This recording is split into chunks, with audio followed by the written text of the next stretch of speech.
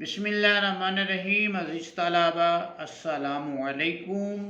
آپ موجود ہیں ڈاکٹر یاسین راز اردو اکیڈمی میں۔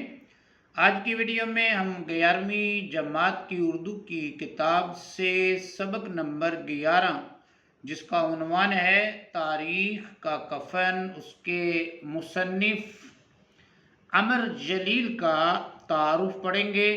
تو عزیز طلبہ آئیے آج کے سبق کا آغاز کرتے ہیں۔ عزیز طلبہ ویڈیو کو آخر تک ضرور دیکھیں کیونکہ ہم نہ صرف سبق کی عبارت پڑھیں گے بلکہ اہم نکات کی وضاحت کے ساتھ مشکل الفاظ کے معنی بھی سیکھیں گے۔ عزیز طلبہ عمر جلیل کی جو پیدائش ہے وہ 8 نومبر 1936 ہے، یعنی کہ 8 نومبر 1936 کو عمر جلیل جو ہیں عزیز طلبہ پیدا ہوئے ہیں۔ عمر جلیل کا عزیز طلبہ اصل نام قاضی عبدالجلیل ہے۔ عمر جلیل جو ہیں عزیز طلبہ ان کا جو اصل نام ہے وہ ہے قاضی عبدالجلیل۔ وہ سندھ کے شہر روہڑی میں پیدا ہوئے۔ ابتدائی تعلیم کراچی اور پھر نواب شاہ سے BA کا امتحان پاس کرنے کے بعد کراچی یونیورسٹی سے اکنامکس اور تاریخ کے مضامین میں ماسٹرز کیے۔ عزیز طلبہ سندھی اور انگریزی زبان میں افسانے، ڈرامے، مضامین اور کالم لکھ کر شہرت حاصل کی۔ عزیز طلبہ عمر جلیل نے سندھی اور انگریزی زبان میں افسانے بھی لکھے ہیں۔ افسانہ شارٹ سٹوری کو کہتے ہیں۔ ڈرامے جو ہم TV پہ دیکھتے بھی ہیں۔ مضامین اور کالم عموماً لوگ جو ہے وہ رسائل یا اخبارات میں لکھتے ہیں اور اس سے انہیں جو ہے وہ مشہوری ہوئی، شہرت ہوئی، ان کی پہچان ہوئی، وہ مشہور ہو گئے۔ اب تک ان کی 20 کتابیں شائع ہو چکی ہیں۔ عمر جلیل نے اپنی کہانیوں میں معاشرتی ناہمواریوں کی نشاندہی کی ہے، یعنی کہ معاشرے میں جو غیر منصفانہ تقسیم ہے یا غیر منصفانہ جو حالات ہیں ان کی طرف جو ہے انہوں نے اشارہ کیا ہے یا ان کی نشاندہی کی ہے۔ انہوں نے ذمہ داروں، وڈیروں اور جیلی پیروں کو افسانوی انداز میں پیش کیا ہے، یعنی کہ جو ہمارے ہاں ذمہ داروں کا کردار ہے، وڈیروں کا کردار ہے یا جیلی پیر جو بنے ہوئے ہیں ان کا جو کردار ہے، ان کو جو ہے ان کے کردار کو جو ہے عمر جلیل نے اپنے افسانوں میں پیش کیا ہے۔ عزیز طلبہ عمر جلیل نے ہمیشہ جمہوریت کے حق میں اور آمریت کے خلاف لکھا۔ جمہوریت عزیز طلبہ کہتے ہیں عوام کی حکمرانی کو جمہوریت کہتے ہیں، اور اگر فرد واحد کی حکمرانی ہے، کسی ایک شخص کی حکومت ہے یا نظام جو ہے وہ کسی ایک شخص کے تابع چل رہا ہے تو اس کو جو ہے وہ آمریت کہا جاتا ہے۔ جمہوریت میں عزیز طلبہ عوام خود اپنا جو حکمران ہے اس کا انتخاب کرتی ہے، اور آمریت میں کوئی زبردستی جو ہے قبضہ کر کے جو ہے وہ حکومت کرنا شروع کر دے، امیر بن کر بیٹھ جائے تو اس کو جو ہے وہ آمریت کہتے ہیں۔ سندھی زبان میں ان کے متعدد ناول اور افسانے چھپ چکے ہیں، یعنی ان کے کئی ناول بھی اور کئی افسانے بھی سندھی زبان میں شائع ہو چکے ہیں۔ ان کی تحریروں کے تراجم مختلف زبانوں میں کیے گئے ہیں۔ ان کی جو تحریریں ہیں ان کے تراجم جو ہے وہ مختلف زبانوں میں ہو چکے ہیں۔ ان کے افسانوی مجموعوں میں جو انہوں نے عزیز طلبہ افسانے لکھے ہیں ان کے افسانوی مجموعوں میں جو نام آتے ہیں وہ ہے دل جی کی دنیا، جدھن مان نہ ہوندس، تاریخ کا کفن وغیرہ شامل ہیں۔ وہ بہت سے پاکستانی اور عالمی اعزازات اپنے نام کر چکے ہیں، جن میں پرائڈ آف پرفارمنس ایوارڈ اور کمال فن ایوارڈ جو ہے وہ شامل ہے۔ یہ پرائڈ آف پرفارمنس جو ہوتا ہے عزیز طلبہ یہ کارکردگی کا اعزاز ہوتا ہے، اور کمال فن ایوارڈ جو ہے یہ اعلیٰ ادبی اعزاز جو ہے وہ ہوتا ہے۔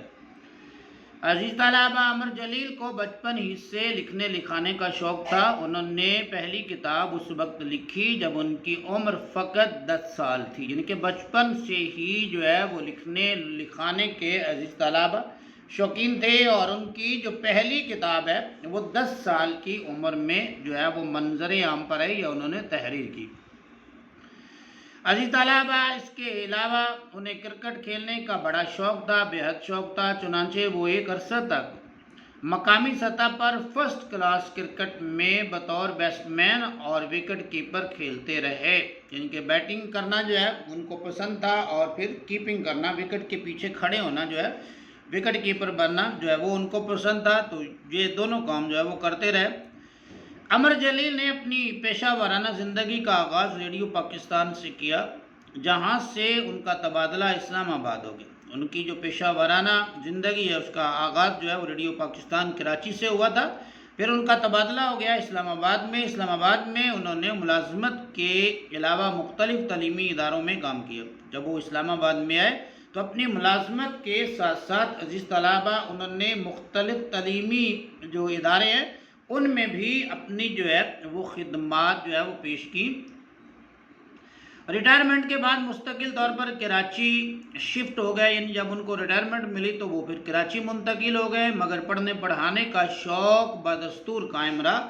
جو پڑھنے پڑھانے کا ان کے ہاں شوق تھا وہ جوں کا توں رہا، یعنی ویسے کا ویسا ہی رہا، بدستور جو ہے وہ جاری رہا۔